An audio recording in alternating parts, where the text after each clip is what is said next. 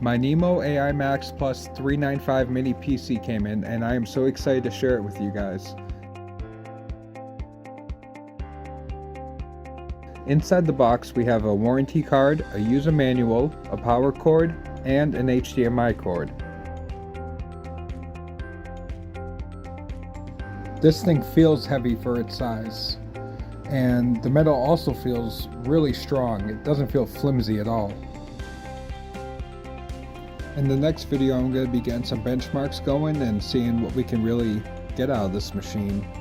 And after that, and I use it a little bit more, I'm going to circle back and do a more in-depth review of my experience and what I think of it. But expect a bunch of benchmarks and gaming videos to be next.